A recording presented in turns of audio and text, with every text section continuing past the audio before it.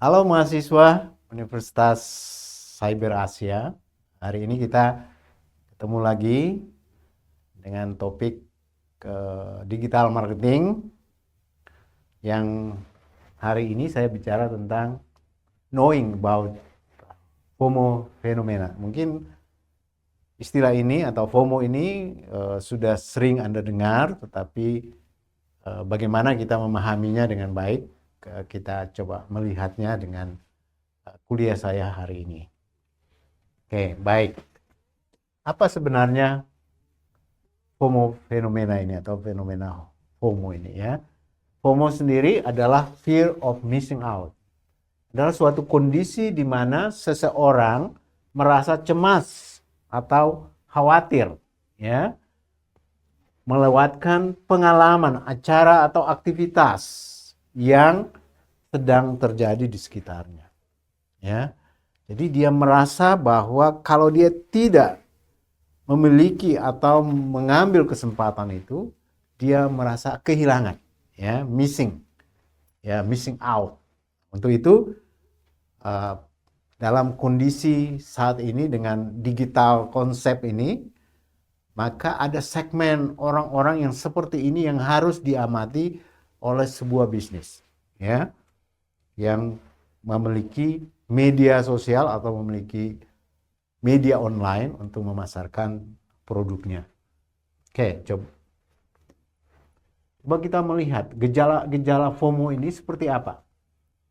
Ketika kita melihat bahwa kebanyakan konsumen, kebanyakan manusia, orang-orang dewasa ini menggunakan media sosial terlalu berlebihan.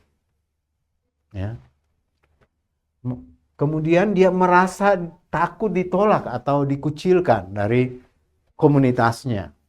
Ya, atau dia terlalu berkomitmen terhadap sesuatu. Ya, mudah merasa bosan atau tidak puas dengan sebuah kondisi. Ya, maka gejala ini akan mendorong orang untuk FOMO tadi. Ya, nah ini salah satu kasus ya, studi kasus efek FOMO ini. Kalau saudara lihat apa?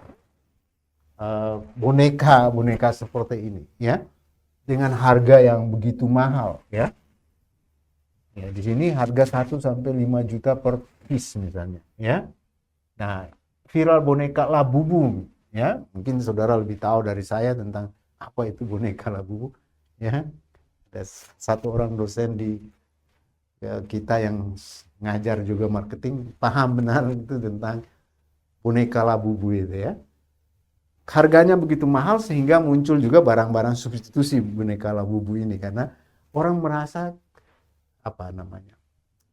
missing out ya kalau tidak memilikinya, ya, merasa kelewat ya, merasa kehilangan kesempatan kalau tidak memiliki boneka ini dengan harga yang cukup mahal. Tapi inilah yang kemudian pemilik Labubu ini jadi orang terkaya di Cina, hartanya sampai 945 triliun. Kalau mau dilihat ya, apa sih bedanya dengan boneka-boneka lain ya? Tapi apa yang membuat Labubu seperti ini? Membuat orang merasa kehilangan kesempatan kalau tidak memilikinya. Nah, ini yang kemudian bertanya kita kepada diri kita sendiri atau kepada ilmu pengetahuan kita tentang memasarkan sebuah produk dengan konsep seperti ini. Ya, membuat sebuah produk kita menjadi masuk pada segmen konsumen yang FOMO ini. Ya. Ya. Mungkin tipe-tipe ini adalah orang-orang yang impulsif ya, lebih impulsif.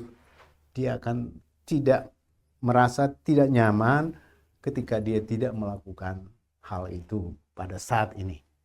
Gitu ya. Sebenarnya dalam contoh-contoh konvensional, misalnya Anda masuk ke sebuah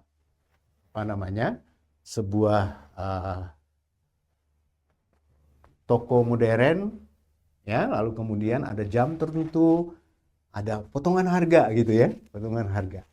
Jadi Anda akan mendapatkan potongan 50% kalau Anda berbelanja dalam jam ini ya, sampai jam ini gitu ya. Dan waktu itu pendek sekali.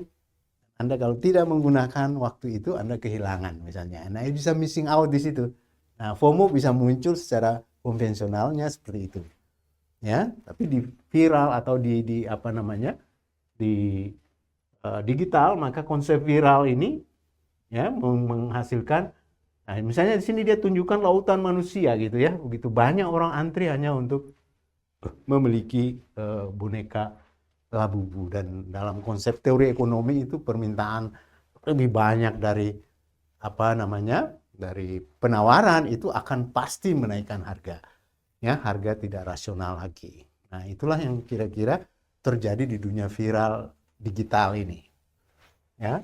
Oke, mengapa terjadi FOMO ini? Perkembangan sosial media di mana setiap orang dapat memamerkan apa yang mereka anggap berharga ya, menyebabkan masyarakat mudah merasa ingin mencapai kehidupan orang lain yang terlihat lebih berbahagia. Nah, ini juga ya gitu. Ketika kita melihat kok dia hebat ya, dan karena dia memiliki seperti itu tadi. Nah, itu akhirnya membuat orang ingin meniru seperti itu ya. Nah, perkembangan sosial media itu bisa mendrive itu tadi, mendrive keinginan-keinginan yang seperti tadi. Sehingga orang merasa missing out ya. Dari merasa khawatir untuk tidak mendapatkannya ya. Kalau saya tidak memilikinya, saya merasa kehilangan sesuatu. Oke, baik. Kemudian kalau kita melihat ini adalah sebuah manipulasi dari sisi biologis ya, masalah biologis FOMO ini ya, perasaan-perasaan khawatir ini, fear ini. Kemudian kita melihat pendekatannya dari masalah biologis, cara berpikir ya. Dalam ilmu otak ini kita lihat Brian de Triun brain ini ya, ada istilah reptilian brain, limbic system. Nah, cara bekerja otak ini bisa dibagi dalam 3 bagian tadi ya. Jadi kalau kita lihat dari 3 ini ada penjelasan bahwa reptilian brain itu berfungsi untuk kemampuan bertahan hidup. Sistem kerjanya bersifat otomatis, tidak perlu pemikiran. Otak inilah yang mengendalikan kemampuan bernapas, makan, dan berdegup. Ya, coba kita lihat dari sisi itu. Fenomena ini coba kita amati dari sisi ilmiah sedikit. Dari limbic system ini menyebabkan manusia dapat bersikap irasional yang menyebabkan fenomena FOMO. Jadi coba melihat dari cara berpikir otak kita. Ya, kita punya semua otak memiliki kondisi yang seperti ini ya. Jadi limbic system bertugas untuk mengolah emosi dan perasaan. Otak inilah yang merespon dengan rasa takut, marah, benci, senang, nyaman, dan sebagainya. Nah, kalau kita bicara FOMO tadi kan first, ya, missing out ini first, ketakutan untuk tidak memiliki sesuatu gitu tadi ya. Nah, kemudian neokortex ini adalah bagian otak yang berfungsi untuk berpikir rasional, logis, sistematis, reflektif, dan jauh ke depan. Mungkin FOMO ini limbic system yang lebih bekerja di otak kita dibandingkan dengan 2 komponen otak yang lain ini ya, reptilian brain dan neocortex ya, tidak berfungsi. Ketika kita masuk di dunia maya, dunia digital, mungkin limbic system otak kita ini jauh berperan dibandingkan dengan 2 yang lain ya, sehingga kita menjadi orang-orang yang irasional. Nah, inilah kira-kira kenapa sampai impuls buying terjadi ya, karena FOMO ini bisa mendorong itu tadi ya. Oke. Nah, ini how marketer use this phenomena. Ya, Anda harus mampu menunjukkan the power of social proof.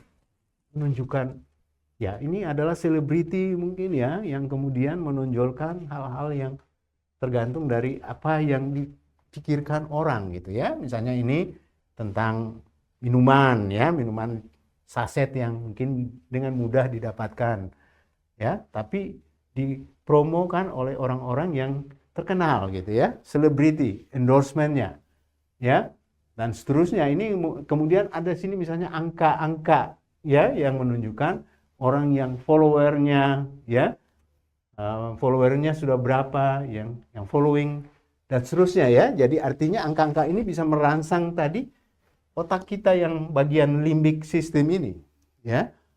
Kemudian membuat kita menjadi FOMO. Nah, FOMO bisa dipakai atau bisa dianggap sebagai segmen terbesar yang berada di media sosial misalnya ya.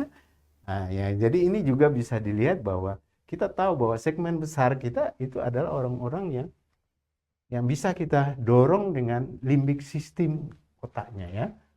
Nah, itu yang kemudian kita melihat bahwa segmen ini menjadi salah satu bagian yang menjadi sasaran kita. Ya, baik.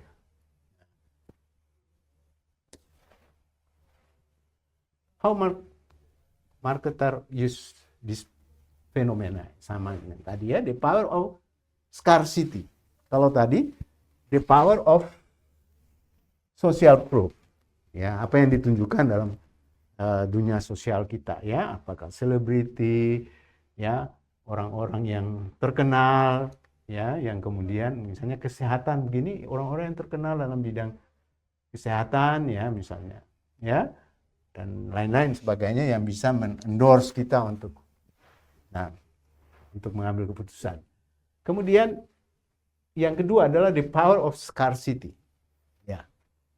Scarcity memang salah satu bentuk yang membuat orang merasa kekurangan. Itu membuat dia untuk, kalau saya tidak memilikinya, atau bahkan mungkin saya harus bersedia membayar lebih mahal untuk mendapatkannya. Kalau tidak, saya kehilangan. Bisa jadi seperti itu, karena dianggap scarcity ya, kekuatan yang datang dari sesuatu yang kita merasa kurang, itu menjadi lebih emosional begitu ya. Kalau kita tidak memiliki sekarang, besok habis loh ini barang. Nah, atau dalam waktu singkat habis. Maka itu membuat kita khawatir. Ya. Ya. Oke. Nah, akhirnya bisa terjadi keputusan itu. Semakin terbatas, orang akan cenderung semakin menginginkan suatu barang. Ya. Oke, baik.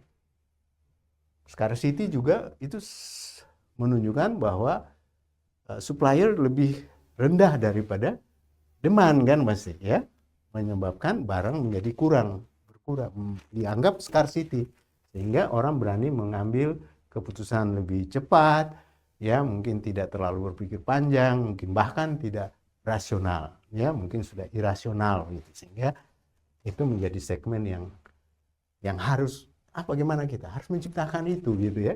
Jadi pemasar harus menciptakan itu ya, sehingga konsumen merasa, dan tapi ingat bahwa kita memasarkan bukan menjebak ya, tetap etik itu harus mengikat kita untuk melakukannya, tetapi merasa kurang itu menjadi sesuatu yang tepat dalam pengambilan keputusan ya. Kita dalam etika marketing kita atau etika bisnis kita tidak mau menjebak orang untuk mengambil keputusan yang tidak menguntungkan dirinya, tetapi ini sebuah proses untuk mengambil keputusan cepat ya.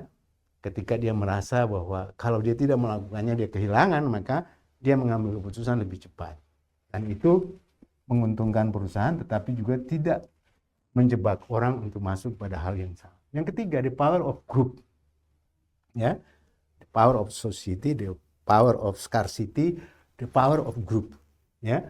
Nah, kalau kita lihat ketika menjalankan aktivitas berkelompok, orang-orang akan cenderung merasakan lebih banyak kegembiraan sekaligus keyakinan terhadap suatu produk. Grup ya, penekanan kepada grup ya. Kelompok-kelompok sosial ya. Kelompok-kelompok sosial ini menjadi sesuatu yang bisa mendorong FOMO gitu. Ketika teman sudah punya ya, ketika grup sudah punya, saya belum punya, itu juga bisa ya. Oke, baik. Baik. Oke. Baik.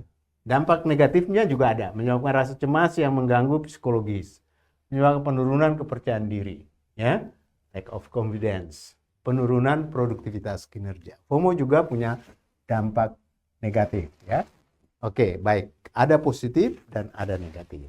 Itu yang harus kita pertimbangkan dalam cara kita memasarkan produk di dunia digital ini, ya, dengan memperhatikan FOMO sebagai salah satu perilaku, salah satu budaya digital, ya. Jadi konsumen kita di digital memiliki punya konsep atau memiliki budaya-budaya seperti ini, ya. Oke, terima kasih untuk perhatian Anda. Inilah materi kita untuk memahami fenomena FOMO, ya, positif maupun negatifnya. Terima kasih.